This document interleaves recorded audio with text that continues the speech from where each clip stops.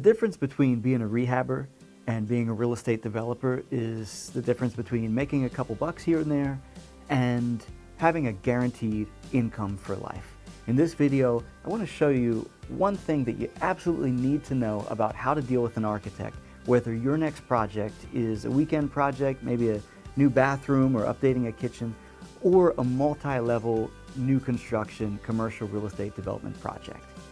One of the first things you gotta know when you're dealing with an architect is that your contract with the architect is every bit as important and distinct as your contract to buy the property itself. So you gotta give it the same level of attention. First consideration is, what exactly do you want from your architect? There are a number of different architectural drawings that you can get. It's not just one architectural drawing set. So let's look at the first one.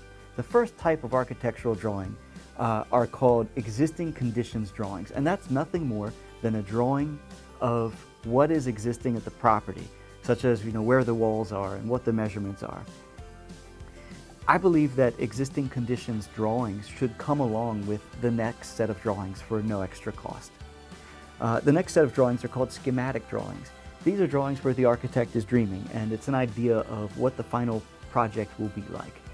The schematic drawings will turn into the final architectural drawings, and that has to do with where the stairs are, where the walls are, the height of the ceilings. You'll have the floor plans, which is a 2D top-down view, and you'll have elevations also, which is a side view. So those are schematic drawings. The architect may also coordinate with an engineer to give you MEP drawings. MEP stands for mechanical, electrical, and plumbing. So depending on the scope of your repairs, you might need MEP drawings. Also, you have structural drawings. That's going to come from a structural engineer. The structural drawings will be necessary when you're changing ceiling heights and dealing with bowed walls and other structural issues, maybe putting in new stairs. The drawings will deal with how the stairs are supported, for example. Then the final type of drawings, you'll have your construction and permit set. That means it's the set that you can take to the city or county and get your permit stamp so you can begin construction. Your permit set is going to include your architectural drawings, your MEP drawings, and your structural drawings, if MEP and structural are even necessary. They will be to such a level of completeness that you can get your stamp to begin construction. So when you're negotiating with the architect, you have to know what exactly it is you're bargaining for. Are you bargaining for a set that you can take to the municipality and get your stamp? Because without that, really all your architect would have made is art, and that doesn't do you any good.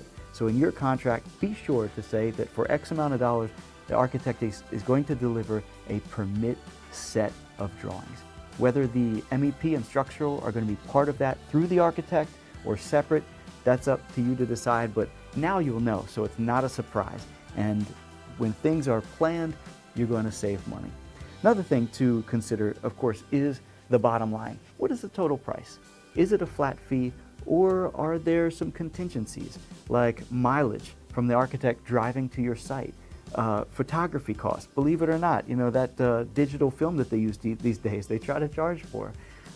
Printing the plans, that can be expensive. So you need to know what is a bottom line price. I don't pay for all that extra stuff. I like to control my costs. So I prefer to have a flat number, and if it costs the architect extra, that's on them. If it costs me within that flat number, then at least I know what my number is. Another thing, can you meet with the architect freely as needed? Because a lot of times when you're doing architectural plans, you go back and forth.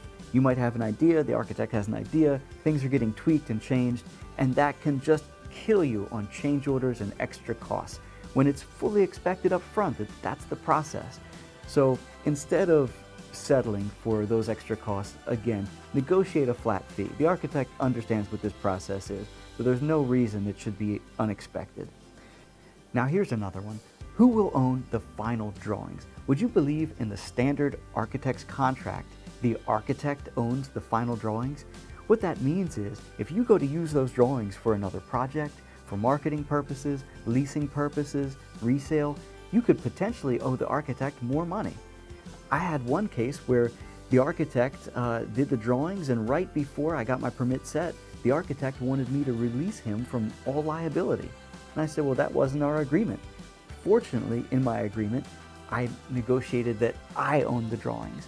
So I would have been able to go to another architect and have another architect stamp those drawings. And because of that clause, the architect ended up being forced to honor our agreement.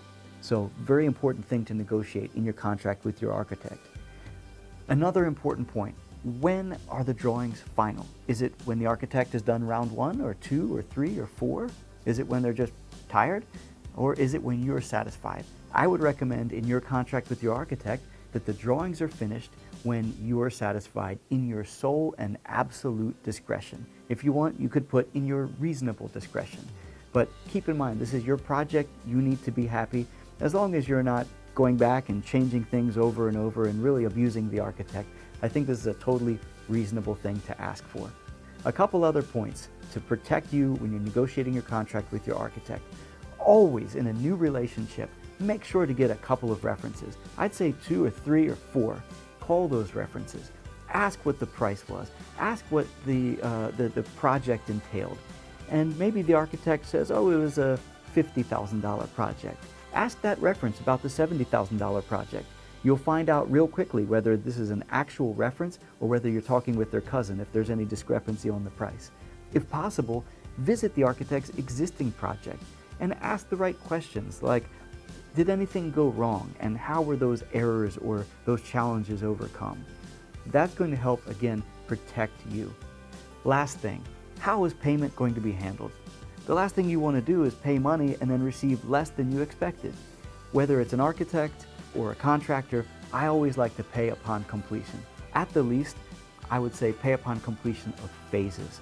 So you could pay the architect part when they've given you their permit drawings, and then the rest once the municipality has stamped those drawings and you're ready to go.